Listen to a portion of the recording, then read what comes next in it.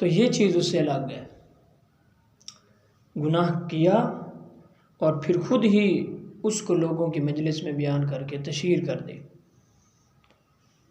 تو یہ چیز تو اللہ تعالیٰ کی بارگاہ میں اپنے آپ کو مجرم ثابت کرنے والی چیز ہے، یعنی خود آپ اللہ کی بارگاہ میں اپنے آپ کو مجرم ثابت کر رہے ہیں کہ رات کو یا کسی وقت بھی کوئی گناہ کیا اور پھر دوستوں کی محفل اور مجلس میں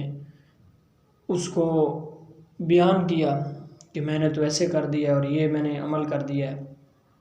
خود ہی ان لوگوں کو گواہ بنا لیا اور ان کے سامنے اپنا گناہ جو ہے وہ رکھا۔ اس حوالے سے ایک حدیث ہے،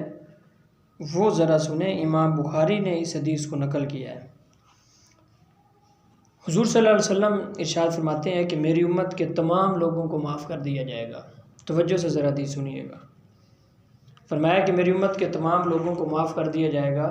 سوائے ان لوگوں کے جو اپنے گناہوں کی تشہیر خود کرتے ہیں، اپنے گناہوں کی برائیوں کی تشہیر کرتے ہیں۔ پھر آپ نے فرمایا تشہیر کرنے کا مطلب یہ ہے، اب ان الفاظ پر غور کریں، فرمایا تشہیر کرنے کا مطلب یہ ہے کہ آدمی رات کو کوئی گناہ کرے، وہ ڈھکا چھپا رہے، اس کو پتہ تھا یا اس کے رب کو پتہ تھا، چھپا ہوا تھا، پھر وہ صبح اٹھ کر لوگوں میں خود اعلان کرتا پھرے اور کہے کہ اے فلاں میں نے گزشتہ رات فلاں فلاں کام کیا ہے، جس طرح ہوتا ہے کہ اپنے دوستوں میں، اور پھر اس کو تو اب حضور صلی اللہ علیہ وسلم فرماتے ہیں کہ اللہ تعالیٰ نے اس کی اس برائی پر پردہ ڈالا تھا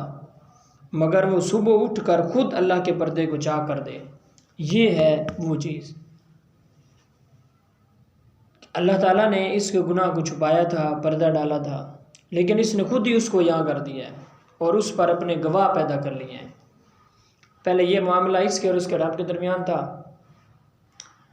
تو اللہ تعالیٰ سے جب بھی معافی مانگتا کسی اور کو معلوم بھی نہیں تھا تو اللہ معاف کر دیتا، لیکن اس نے وہ کیا، اور ڈھٹائی پن کا عالم یہ ہے کہ اس پر پھر جو ہے اتنا وہ دیدہ دلیری کے ساتھ پھر لوگوں کو بتایا کہ یہ میں نے کر دیا ہے،